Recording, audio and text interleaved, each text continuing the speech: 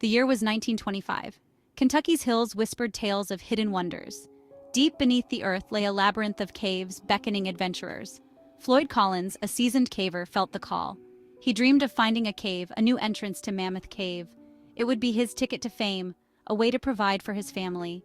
He explored the numerous caves, each one a step closer to his dream. Little did he know, fate had a cruel twist in store. Floyd was renowned for his cave exploration skills. He knew the risks, the unforgiving nature of the underground world. Yet, he was drawn to its mysteries, its promise of the unknown. He ventured into these subterranean worlds, armed with his lamp and unwavering determination.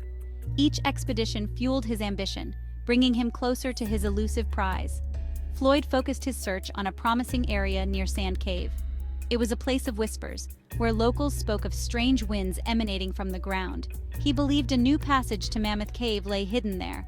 This belief consumed him, pushing him deeper into the earth's embrace. His heart beat with anticipation. His dream was within reach. One cold January day, Floyd entered Sand Cave, his kerosene lamp cutting through the darkness. He felt a surge of excitement. This time he was certain his luck would change. He squeezed through a narrow passage, his heart pounding with anticipation. This was it, the moment he had been waiting for.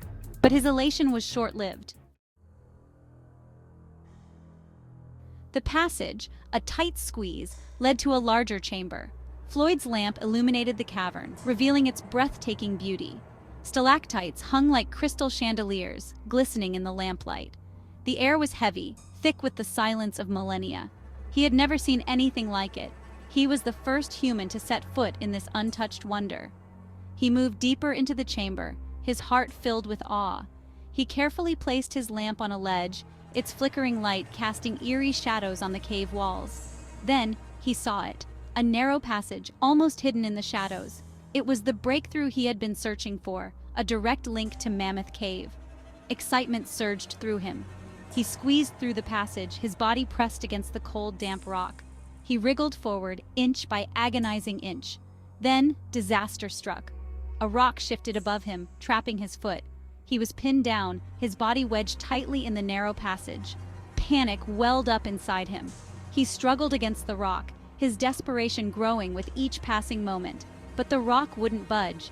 He was trapped, his light a lonely beacon in the suffocating darkness. His shouts for help echoed through the cavern, swallowed by the immense silence. Fear, cold and sharp, gripped him. He was alone, his dream now a nightmare. Hours turned into an agonizing eternity. The silence of the cave pressed down on Floyd, amplifying his fear. The cold seeped into his bones, chilling him to the core. His lamp flickered, threatening to plunge him into absolute darkness. He knew he had to get word to the outside world. With his free hand, he desperately clawed at the rock, desperate to widen the passage. His fingers bled, the pain a constant reminder of his predicament. But he wouldn't give up. He had to get out, had to see the sunlight again. His thoughts drifted to his family. What would become of them if he didn't make it out alive? Then he heard a sound, a faint noise, muffled by the layers of rock and earth. Hope flared in his chest. It was the sound of approaching footsteps. He gathered all his strength and cried out, his voice hoarse and weak. "Help! Help! I'm trapped!" The footsteps came closer. A light pierced the darkness. It was his friend, Homer Collins. Relief washed over Floyd. He was saved. Homer, alerted by Floyd's worried brother, had come looking for him. Seeing Floyd's predicament, he rushed back to the surface to get help. News of Floyd's entrapment spread like wildfire through the community. People flocked to the site, their faces etched with concern. They knew the dangers of Sand Cave, its unforgiving nature. A rescue effort, spearheaded by local miners and farmers, was quickly put into action. They worked tirelessly, driven by a shared hope and determination. They knew time was of the essence. The cave wouldn't easily relinquish its captive. The rescuers faced a daunting task. The passage where Floyd was trapped was narrow and treacherous. Every movement risked further collapse. But they refused to give up. They rigged up ropes and pulleys, their movements precise and coordinated. They brought food and water to Floyd, their words offering him comfort and encouragement. As days turned into nights, the rescue effort became a national sensation. Reporters and photographers descended upon the scene, eager to capture the drama unfolding in the heart of Kentucky. The story of Floyd Collins, the man trapped in the cave, captivated the nation. Telegraph wires hummed with updates from Sand Cave. People huddled around radios, their hearts pounding with a mixture of anxiety and hope. The nation held its breath, united in prayer for the trapped caver. Every snag in the rescue effort, every setback, made headlines. Despite the rescuers' best efforts, Floyd's condition deteriorated. The cold, the lack of food and water, and the sheer terror of his situation took their toll.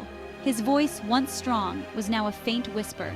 His body, racked with pain, grew weaker with each passing hour. The rescuers knew they were racing against time. They devised a new plan to dig a shaft parallel to the passage where Floyd was trapped. It was a risky and laborious undertaking. The ground was unstable, prone to collapse, but they pressed on, their resolve fueled by the faint hope of reaching Floyd in time. The digging was slow and arduous. The air, thick with dust and the smell of sweat, was difficult to breathe, but the rescuers refused to yield. They took turns wielding pickaxes and shovels, their bodies aching, their spirits weary. Every swing of the pickaxe was a testament to their unwavering commitment to saving Floyd's life. The nation watched, hearts in their throats, as the drama in Sand Cave continued to grip their collective consciousness. The world seemed to hold its breath, waiting for news, praying for a miracle.